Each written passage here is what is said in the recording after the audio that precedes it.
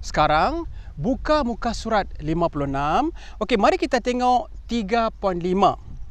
Keunikan amalan demokrasi berparlimen di negara kita. Saya ulangi lagi sekali.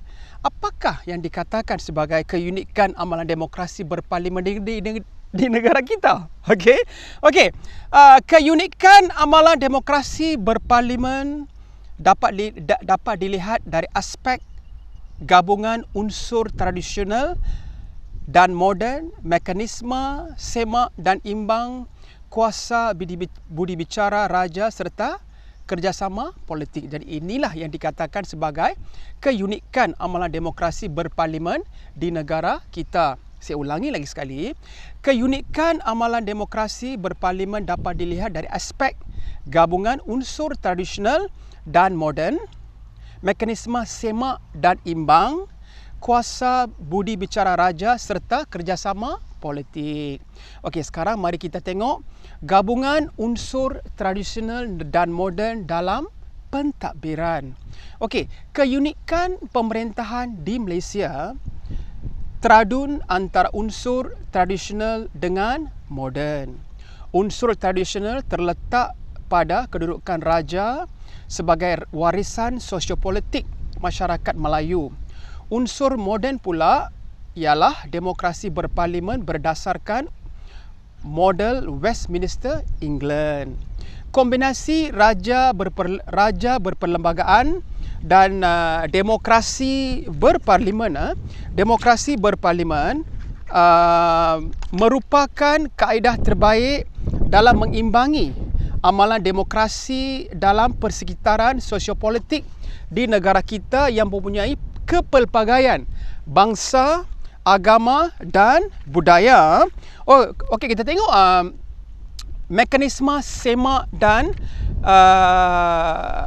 dalam pentadbiran, iaitu sistem raja berperlembagaan dan demokrasi berparlimen mewujudkan mekanisme semak dan imbang dalam pemerintahan di negara kita. Jadi pemerintahan beraja berperanan bagi mengimbangi pemerintahan demokrasi kerana raja berkecuali dalam hal politik, ekonomi dan dasar negara.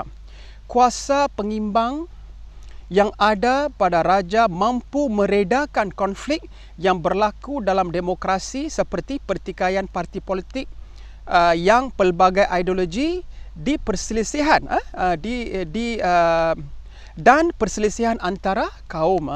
Okey, mekanisme semak dan imbang juga berlaku melalui pengasingan kuasa, iaitu Badan Perundangan, Eksekutif dan Kehakiman. Badan Perundangan diberi peranan mengubal undang-undang yang akan dilaksanakan oleh Badan Eksekutif. Sekiranya timbul konflik dan kekeliruan, penyelesaian dibuat melalui Badan Kehakiman. Okey, kita tengok gambar rajah menunjukkan unsur iaitu kajian kes, iaitu unsur tradisional dalam pentadbiran. Teliti gambar yang berikut dalam dan menjawab soalan di bawah, iaitu contohnya urusan Seri Paduka Baginda. Okey, 1. Apakah unsur tradisional yang terdapat pada ketiga-tiga gambar di atas? 1. Lambang kerajaan, 2. Duit, dan juga iaitu sampul surat urusan Seri Paduka Baginda. Jadi soalan 1, apakah unsur tradisional yang terdapat pada ketiga-tiga gambar di atas? Soalan 2, senaraikan perkara lain yang mengandungi elemen unsur tradisional dalam unsur rasmi. 3.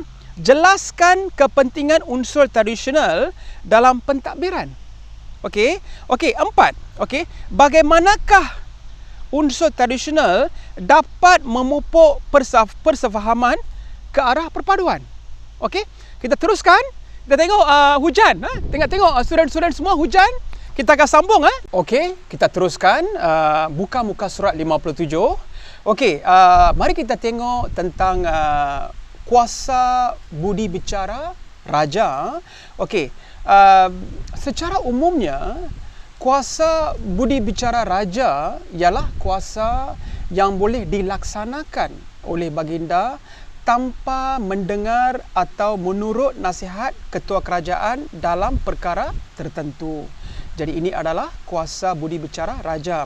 Okey, mari kita tengok lagi, iaitu Perlembagaan Persekutuan memperuntukkan kuasa budi bicara kepada Yang di-Pertuan Agong dalam soal perlantikan kuasa persekutuan, iaitu saya ulangi lagi sekali, iaitu Perlembagaan Persekutuan memperuntukkan kuasa budi bicara kepada Yang di-Pertuan Agong dalam soal perlantikan Ketua Kerajaan Persekutuan, iaitu Perdana Menteri, Raja dan Yang di-Pertuan Negeri mempunyai kuasa budi bicara melantik Ketua Kerajaan Negeri, iaitu Menteri Besar atau Ketua Menteri.